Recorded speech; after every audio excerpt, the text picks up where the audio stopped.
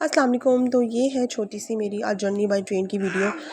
तो सबसे पहले बच्चों का क्रैंकी होना तो बनता है। सफ़र शुरू हुआ नहीं और ये लोग क्रैंकी होना स्टार्ट हो जाते हैं। 9:30 बजे की हमारी ट्रेन थी गुजरावाला की और हम तकरीबन 8:30 बजे जो है वो स्टेशन पर थे। अगेन जब डोर खोला तो इसका क्रैंकी होना बिल्कुल जारी था, अरूज पे था। स्टेशन पे पहुंचते ही बच्चों को मेरे मामा के हवाले किया। मैंने कहा ये बाप की ज़िम्मेदारी है, मैंने अब सुकून से सफ़र इंजॉय करना है और अपना खाना पीना करना है। मामा वाज लाइक हाँ हाँ ठीक है, नहीं मजाक कर रही हूँ, ऐसा कोई सीन नहीं था। तो ये हमारी बिज़नेस क्लास की सीटें थी और बहुत ही आरामदेह सफ़र था। नट्स शर्ट्स भी मैंने खोल लिए थे, इसको खिलाने शुरू कर दिए थे। ट्रेन से मैं पहली दफ़ा कई बार ट्रैवल कर चुकी हूँ, बट बच्चों के साथ मैंने इस दफ़ा फ़र्स्ट टाइम ट्रैवल किया था।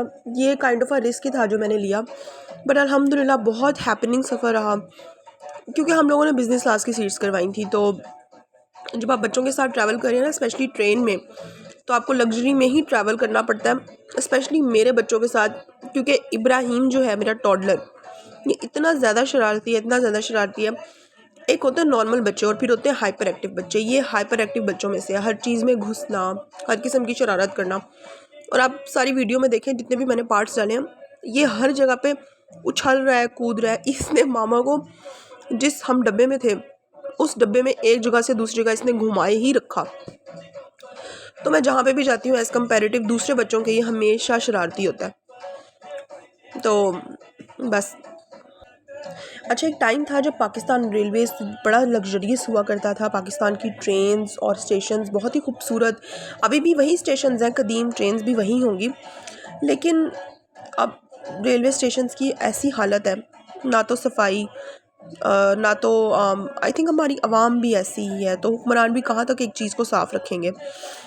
और बस दुआ कर सकते हैं हम अपने मुल्क के लिए कि अल्लाह इसमें कोई बेहतरी ले आए, वरना ना हुक्मरान और साथ ही साथ ना ही अवाम, इन दोनों ने कोई कसर नहीं छोड़ी इसे बिगाड़ने में।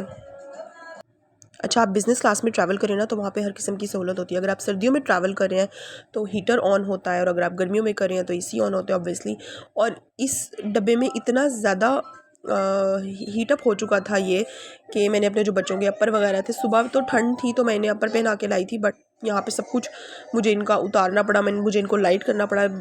हत्ता कि जब हम बाहर एक स्टेशन पे मैं उतरी थी, आई थिंक ओकाड़ा था, हाँ, तो वहाँ पे इतना अच्छा मौसम था, लेकिन ट्रेन के अंदर फुल जो है वो माहौल हीटअप हुआ था।